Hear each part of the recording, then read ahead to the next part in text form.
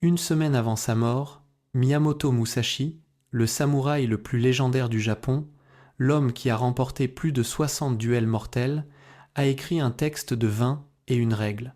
Ce n'était pas un manuel de combat, c'était un manuel pour la vie. Et l'une de ces règles est si difficile à suivre que la plupart des gens n'arrivent même pas à s'y tenir pendant une journée entière. Vivre sans attachement. Cela semble simple, n'est-ce pas?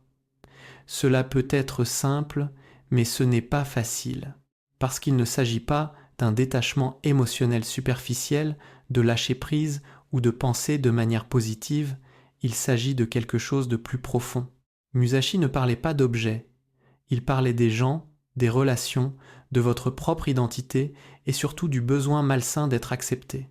Aujourd'hui, vous allez entendre l'histoire d'Aiden, un jeune homme de 23 ans qui était prisonnier d'une vie qui n'était pas la sienne, prisonnier d'attachements invisibles, prisonnier d'amitié qui semblait bonne mais qui épuisait son avenir, prisonnier du besoin constant de plaire à tout le monde autour de lui jusqu'à ce qu'un livre oublié dans une bibliothèque change tout. Mais avant de commencer l'histoire, si vous voulez apprendre des philosophies profondes qui peuvent vraiment transformer votre vie, abonnez-vous à la chaîne, aimez cette vidéo et commentez ci-dessous « Je suis prêt à lâcher prise ». Cela aide plus de gens à trouver ce contenu. Maintenant, allons-y. Chapitre 1. Le prisonnier social. Aiden avait 23 ans, issu d'une famille simple, un père ouvrier, une mère vendeuse, des gens travailleurs et honnêtes qui ont toujours donné le meilleur d'eux-mêmes pour lui. Mais Aiden savait que ce meilleur ne suffirait pas quand ses parents prendraient leur retraite. Il regardait vers l'avenir et voyait de l'inquiétude. Les factures, la santé, la dignité et la vieillesse, et il voulait changer cela. Il voulait construire quelque chose de mieux pour s'assurer que ses parents soient à l'aise, pour qu'un jour il puisse fonder sa propre famille sans les mêmes soucis. Le problème, c'est qu'Aiden était complètement paralysé et il ne comprenait même pas pourquoi. Regardons sa routine. Il se levait tôt et allait au travail, un emploi administratif qui payait les factures mais qui ne menait nulle part. Après le travail, il y avait toujours quelqu'un pour l'appeler. « Aiden, on va au bar. »« Aiden, on va jouer aujourd'hui. »« Aiden, viens chez moi, on va regarder le match. » Et il y allait. Il y allait toujours.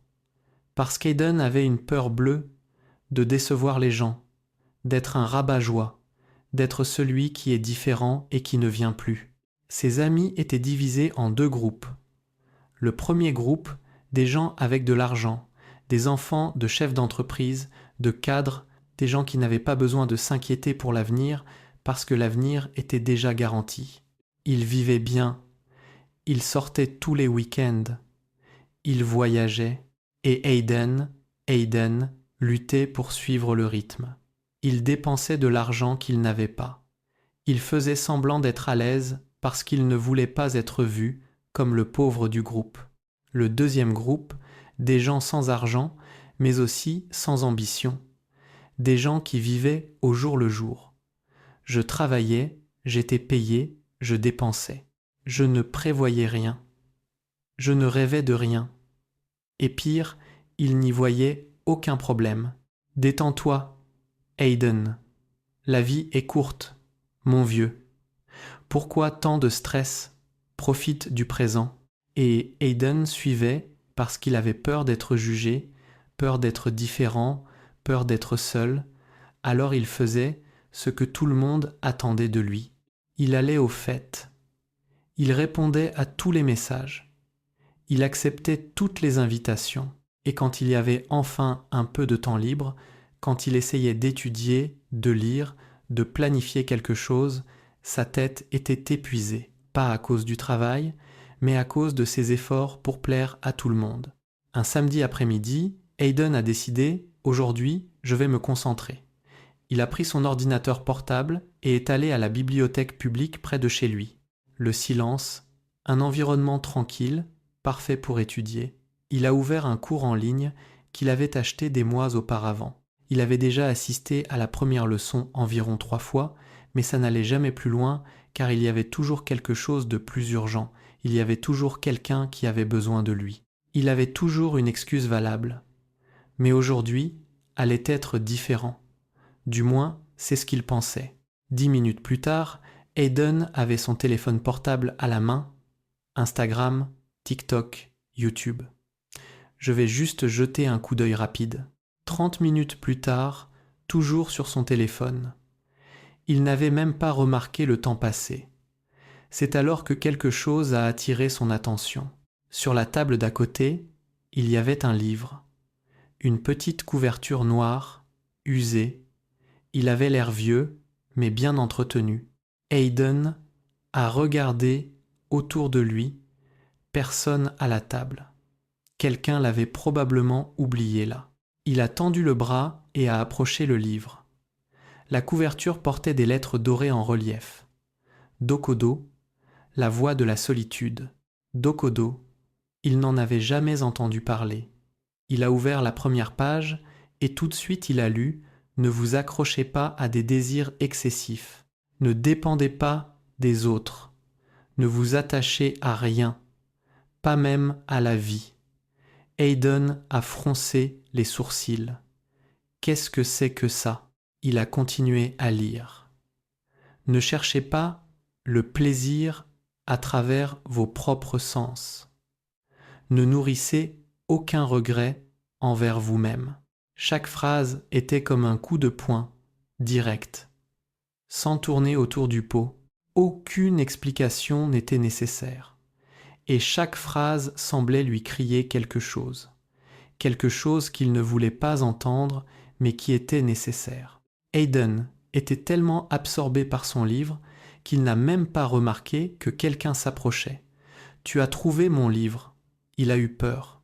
Il a levé la tête et a vu une jeune femme asiatique qui semblait avoir le même âge que lui, des cheveux noirs raides jusqu'aux épaules, des lunettes discrètes, un regard calme mais ferme. Elle se tenait à côté de la table avec une tasse de café à la main. Désolé. Hayden a rapidement fermé le livre et le lui a tendu. Je pensais que quelqu'un l'avait laissé ici. Elle a souri légèrement. J'avais oublié. Je suis allé chercher un café et je l'ai laissé sur la table. Donc, le livre est à toi? Oui. Hayden a regardé le livre, puis elle. Quel livre lourd, hein? Elle s'est assise sur la chaise en face de lui et a repris le livre. Comment ça lourd? Je ne connais pas ces phrases.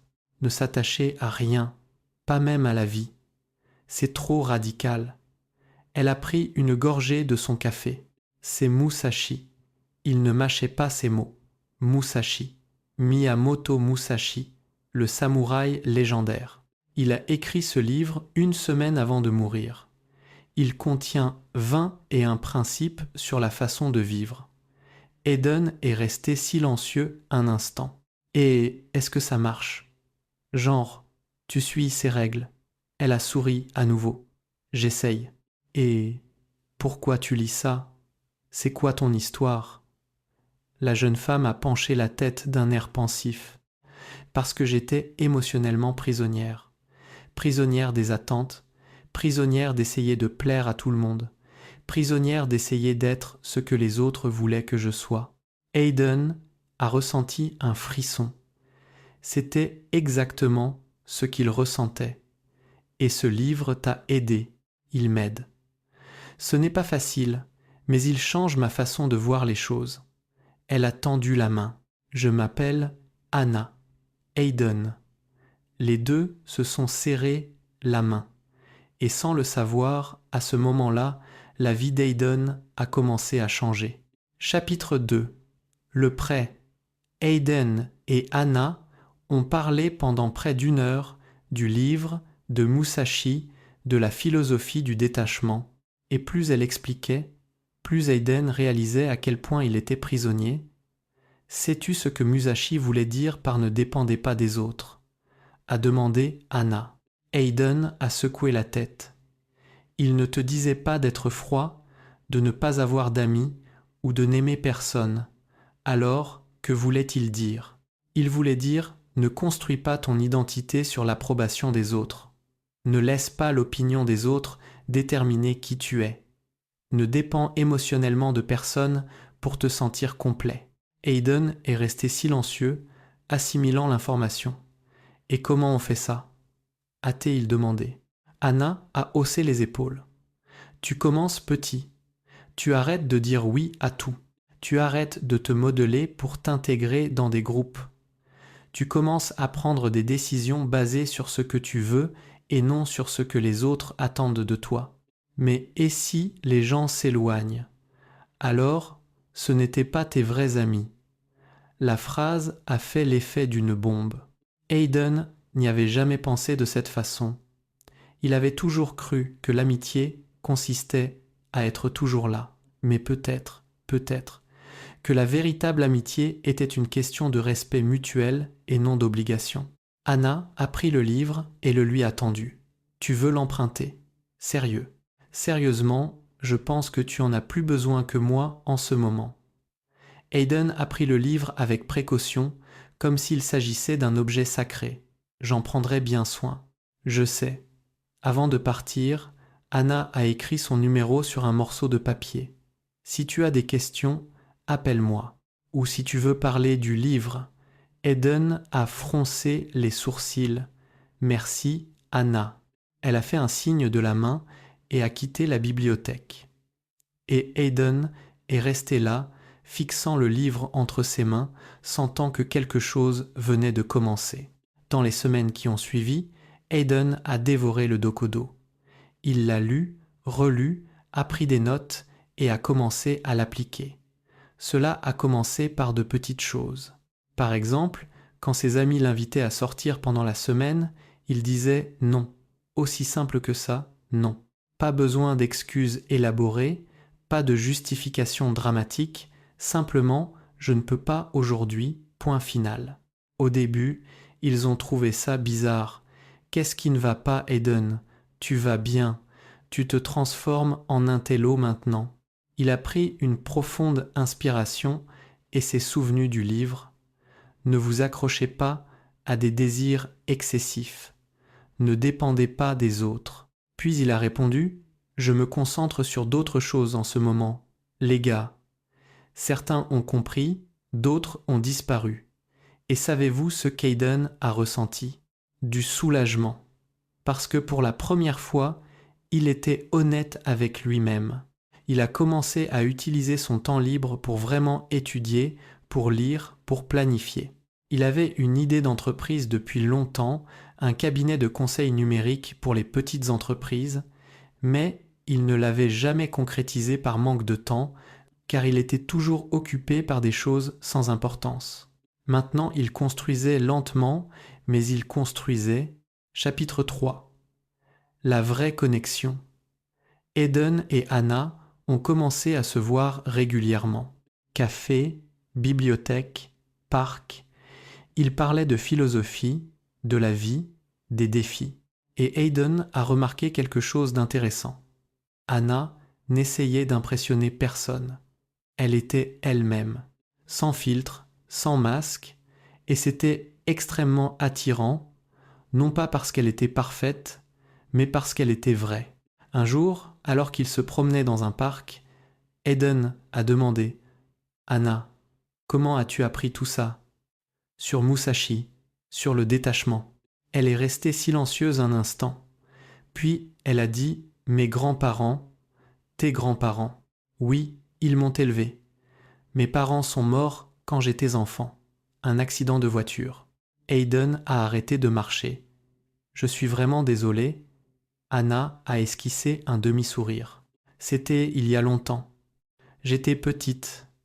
Je ne me souviens même pas très bien d'eux. Et tes grands-parents, ils sont japonais.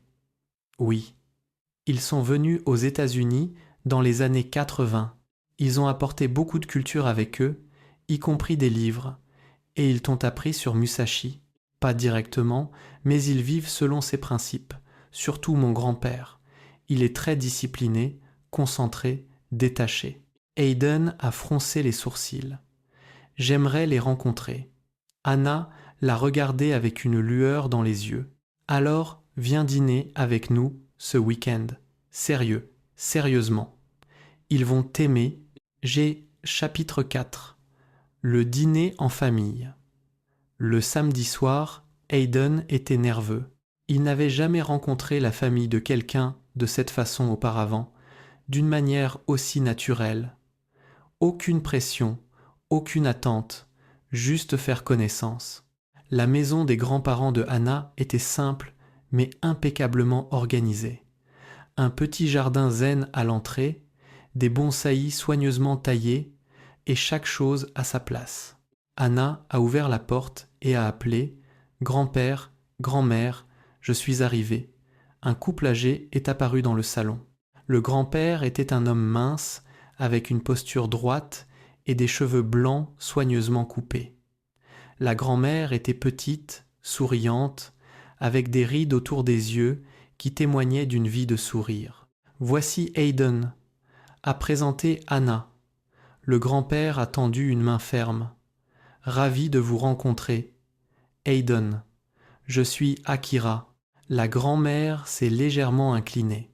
« Et je suis Sakura. Bienvenue. » Le dîner était paisible. De la nourriture japonaise faite maison, du riz, de la soupe miso, du poisson grillé, des conversations légères sur la journée, sur le travail d'Hayden, sur sa rencontre avec Hannah, mais après le dîner, tout a changé. Après le dîner, Akira a servi du thé vert à tout le monde et s'est assis à la table. « Hannah m'a dit que tu lisais le Dokodo, il dit. »« C'est vrai ?» a répondu Hayden. « Elle m'a prêté le livre. » Akira a hoché la tête.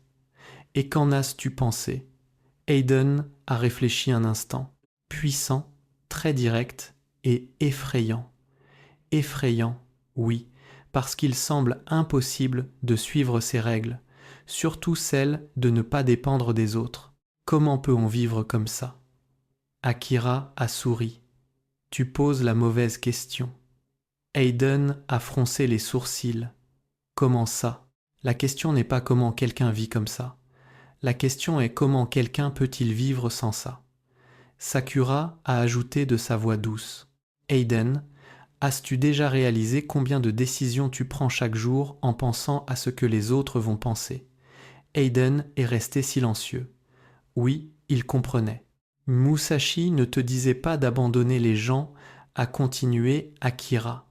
Il disait « Ne laisse pas les gens t'abandonner ». Je n'ai pas compris. Akira s'est penché en avant. Quand tu vis pour plaire aux autres, tu te perds. Tu deviens une version modifiée, filtrée, acceptable, mais fausse. Et alors, qui les gens aiment-ils vraiment ? Toi ou la version que tu as créée ? La phrase continuait de résonner dans la tête d'Hayden. Sakura a pris tendrement sa main. Le détachement ne consiste pas à ne pas aimer. Il s'agit d'aimer sans se perdre. Il s'agit d'être présent sans se renier. Akira a continué. Musashi a vécu et est mort seul, mais pas parce qu'il détestait les gens. Il a choisi cela parce qu'il savait que son voyage exigeait une clarté totale.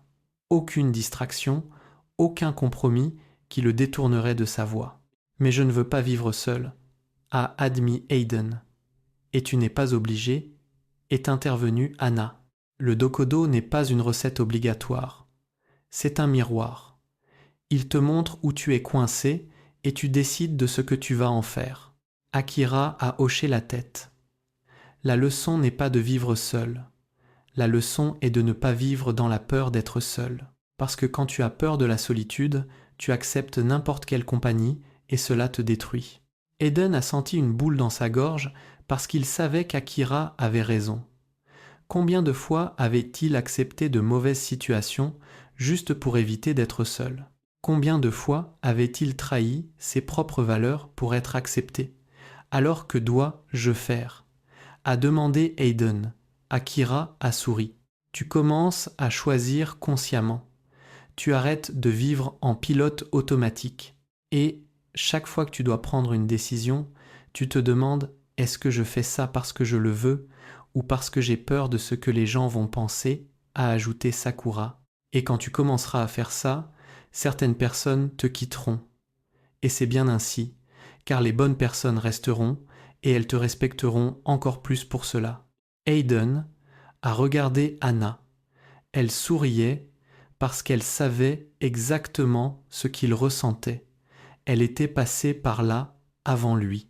Il y a un passage dans le Dokodo qui dit « N'essayez pas de tout avoir », et cela va droit au cœur de l'attachement moderne. Nous vivons dans une culture qui dit « Tu as besoin de plus d'argent, plus d'abonnés, plus de reconnaissance, plus. » Mais Musashi disait le contraire. Moins tu as de besoins, plus tu es libre. Et il ne s'agit pas d'idéaliser la pauvreté. C'est une stratégie de guerre, car sur le champ de bataille, un samouraï encombré de choses inutiles meurt le premier. Il est lent, lourd, vulnérable. La même chose se produit dans la vie. Plus tu portes d'attachement, qu'ils soient émotionnels, matériels ou sociaux, plus tu deviens vulnérable parce que ces attachements deviennent des points de manipulation. Si tu es obsédé par l'approbation, toute critique te paralysera. Si tu es attaché au confort, tout défi t'effraie. Si tu t'attaches à quelqu'un, tu deviens l'otage de ses choix. Musashi a compris cela et c'est pourquoi il a dit « Ne vous attachez à rien, pas même à la vie. » Parce que quand on n'a pas peur de perdre, on devient imbattable. Chapitre 5. La transformation. Dans les mois qui ont suivi, la vie d'Hayden a complètement changé. Il a appliqué ce qu'il avait appris. Il a coupé les relations toxiques. Pas de manière dramatique, pas avec des disputes ou de la rancune. Il s'est simplement éloigné. Il a arrêté de répondre immédiatement à tous les messages. Il a arrêté d'accepter toutes invitations. Il a arrêté de chercher des excuses. Et savez-vous ce qui s'est passé? Certaines personnes ont disparu. D'autres se sont plaintes. Mais celles qui comptaient vraiment sont restées. Et plus que cela, elles ont commencé à le respecter encore plus. Parce que maintenant, quand Hayden disait oui à quelque chose, c'était un vrai oui. Ce n'était pas une obligation. C'était un choix. Pendant ce temps, il s'est concentré sur son entreprise. Il a lancé son cabinet de conseil numérique. Les premiers clients étaient de petits projets coûtant 500 ou 1000 $. Mais il a livré un travail d'excellence et les clients sont revenus, ils l'ont recommandé. En moins de 6 mois, il gagnait plus que dans son emploi habituel. Il a démissionné et pour la première fois de sa vie, il s'est senti maître de lui-même. Avec Anna, la relation s'est développée naturellement. Aucune pression, aucune attente irréaliste. Ils se soutenaient mais ne dépendaient pas l'un de l'autre et cela rendait tout plus léger, plus vrai. 1 an après avoir rencontré Anna, Hayden avait déjà réussi à aider ses parents financièrement. Il leur a acheté une meilleure assurance maladie. Il a rénové la maison.